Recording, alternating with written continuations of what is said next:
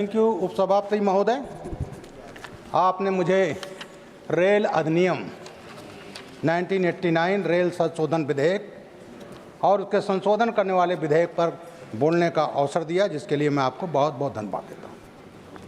उपसभापति महोदय, भारतीय रेलवे एक बहुत बड़ा डिपार्टमेंट है। इसमें रेलवे जो एक कॉम्प्लेक्स पेचीदा संगठन है। इन संगठन में कई अलग अलग विभाग हैं जिन्हें एकजुट होकर काम करना होता है और अच्छे रिजल्ट प्राप्त करने होते हैं।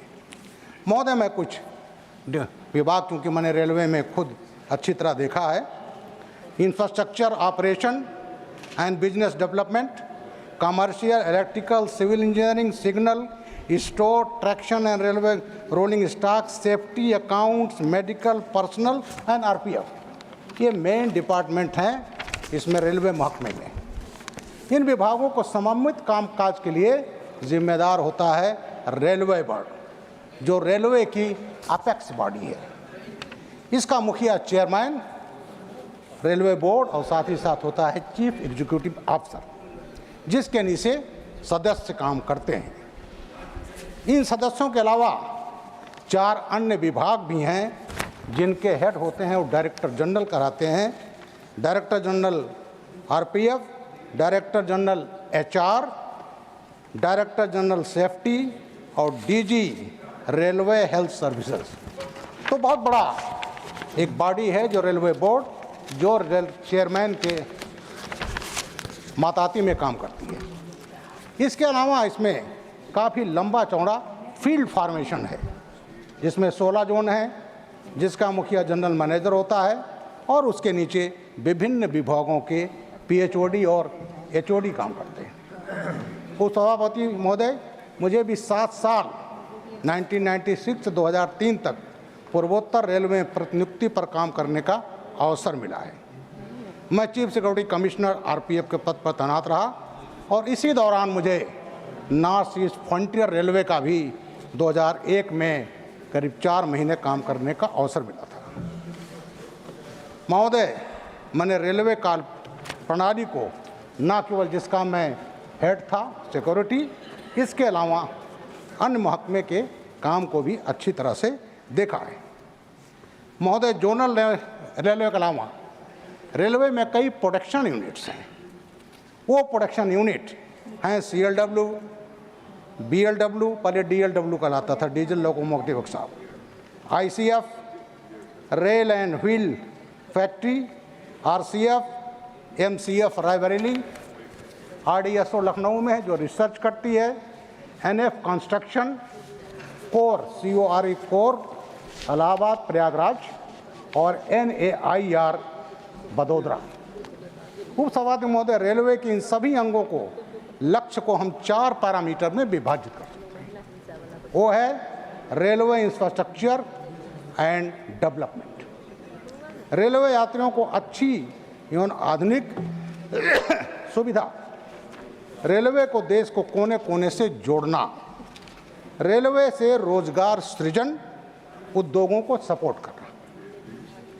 उपसभापति महोदय, रेलवे के इन सभी विभागों को कामकाज रेलवे अधिनियम 1989 द्वारा संचालित किया जाता है।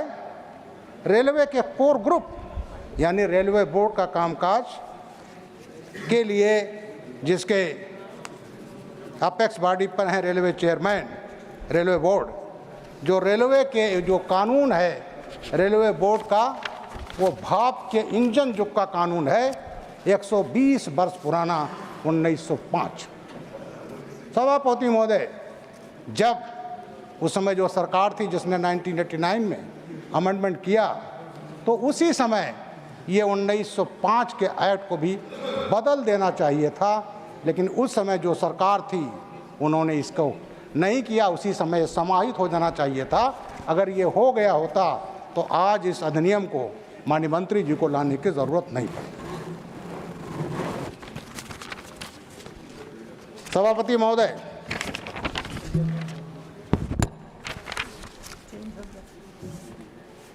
इस संशोधन से क्या क्या होगा?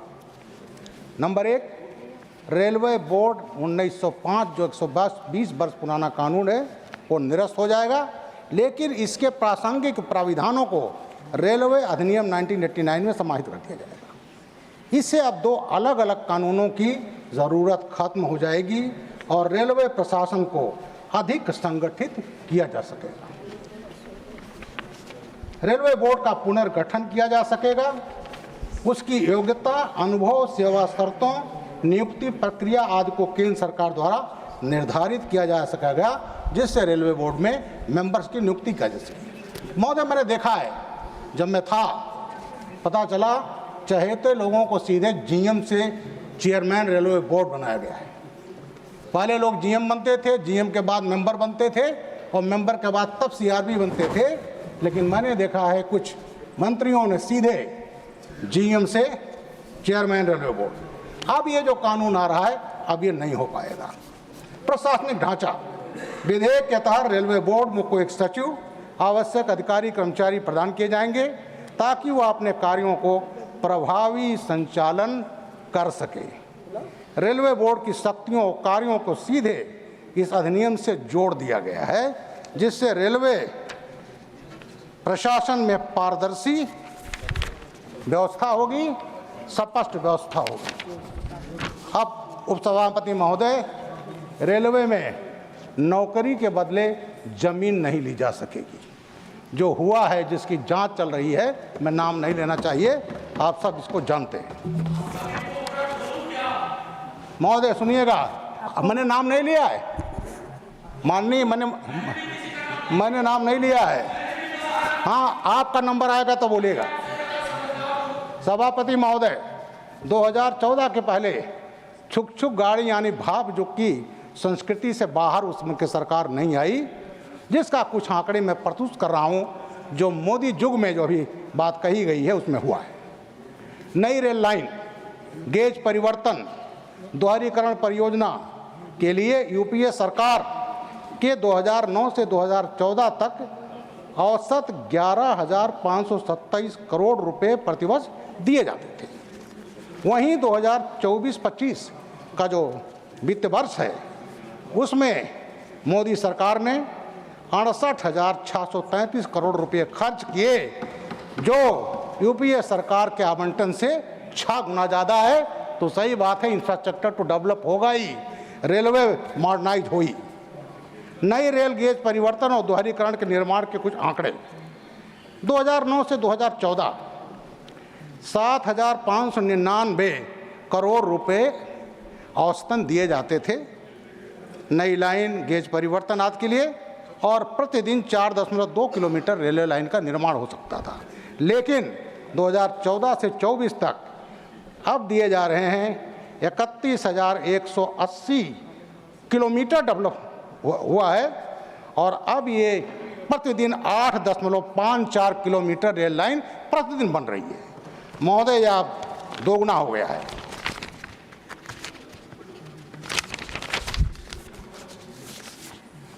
सभापति महोदय, कनेक्टिविटी, पहले नॉर्थ ईस्ट जो है इसको उपेक्षित किया जाता, लेकिन नरेंद्र मोदी जी ने नॉर्थ ईस्ट के डेवलपमेंट पर ध्यान दिया और आज नॉर्थ ईस्ट में दूरस्थ जगहों पर रेलवे की कनेक्टिविटी सभापति महोदय प्राप्त कर रही है।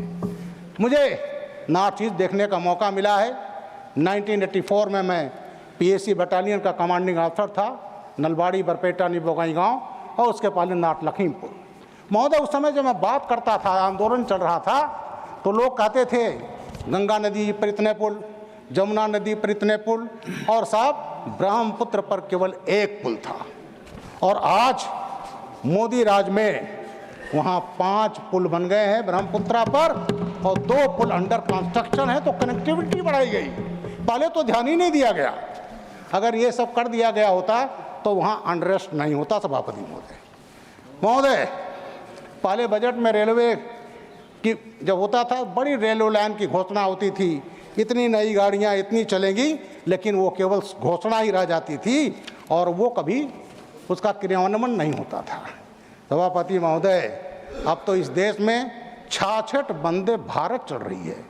अब ये मैं 2 दिन पहले अपने मित्र से बात कर रहा था। मैं तो प्रयागराज इलाहाबाद यूनिवर्सिटी का पढ़ा हुआ हूँ। लखनऊ से प्रयागराज जाने में 5 से 5.5 घंटा लगता था। अभी हमारे मित्र बोले 3 दिन पहले वो गए वंदे भारत से 2.25 घंटे में लखनऊ से प्रयागराज। तो ये है गति, ये रेलवे का जो है वंदे भारत जिसको प्रधानमंत्री जी ने दिया है। सभापति महोदय, इसके बाद सफाई। आप पहले रेलवे स्टेशन पर जाते थे, वो ह्यूमन वेस्ट गंदगी से आपको नाक बंद करना पड़ता था, अब वो सीन आपको कहीं दिखाई नहीं पड़ता। ये सबसे बड़ी। और रेलवे स्टेशन साफ सुथरे हैं, बायो टॉयलेट है, एस्केलेटर है, लिफ्ट है। और इस तरह अभी किसी को मौका मिले लखनऊ जाइएगा, गोमती नगर स्टेशन वो किसी आधुनिक एयरपोर्ट से भी अच्छा है। ये मोदी जी का रेलवे मंत्रालय का काम है जो इसमें हुआ है। अब महोदय आता हूँ सेफ्टी एंड सिक्योरिटी। कवच हमारे घनश्याम तिवारी इसमें बोल चुके हैं, इसमें हमें ज़्यादा नहीं बोलना है। मैं ये कहना चाहता हूँ, उस समय साहब जो बीरबल सरकारें थी यूपीए, ट्रेन में ब्लास्ट होते थे महोदय। 18/2/2007 को समझौता में ब्लास्ट हुआ था।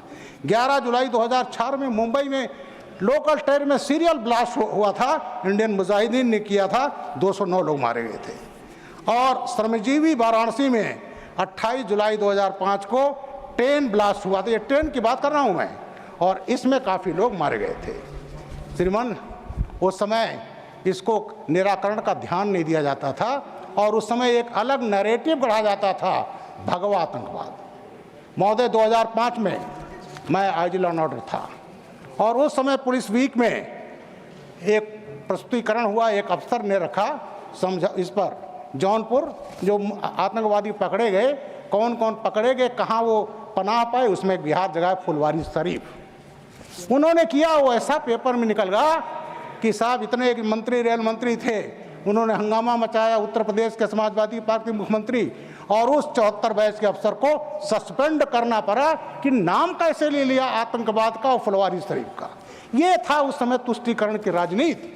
और उस तुष्टीकरण की राजनीति में फिर सेफ्टी नहीं देखी जाती थी, वोट बैंक देखा जाता था। महोदय, अब मोदी सरकार आई है, 2014 के बाद तो नहीं हो रहे हैं, पहले रोज बम ब्लास्ट होते थे, तो आज और सुरक्षा तो दी गई है, लेकिन ये जो सुरक्षा आतंकवादियों से होती थी वो उसका कंप्लीट निराकरण हुआ है। महोदय, इलेक्ट्रिफिकेशन, अभी घनश्याम तिवारी जी ने कहा लगभग 99% इलेक्ट्रीफाइड हो गया है।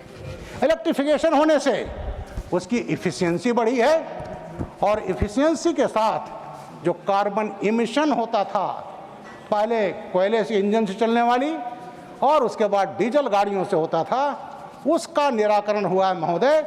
और जो हमारे देश का मोदी जी का सपना है कार्बन फुटप्रिंट को कम करने का, तो इलेक्ट्रिफिकेशन से जो कार्बन फुटप्रिंट है उसको बहुत बड़ा होगा, वो कार्बन उसको हम कम करेंगे। अब आता है उद्योग में support.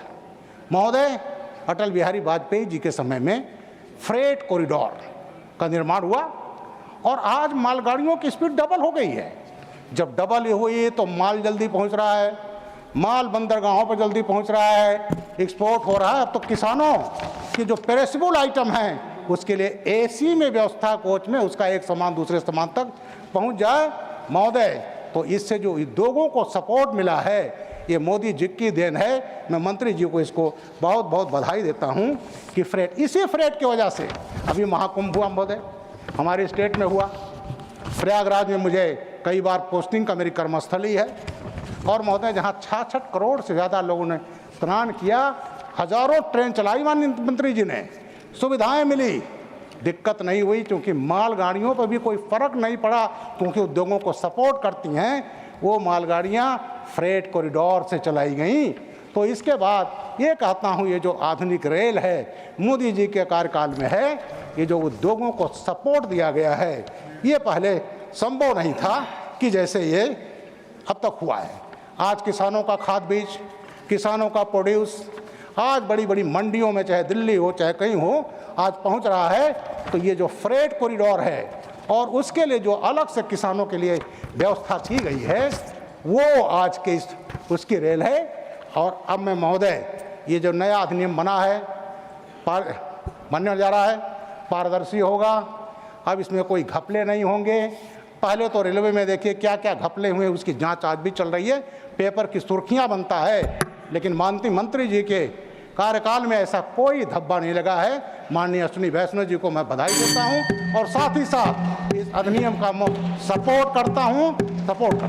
Thank you sir, thank you. धन्यवाद। मैं आदरणीय मेंबर से गुजारिश करूंगा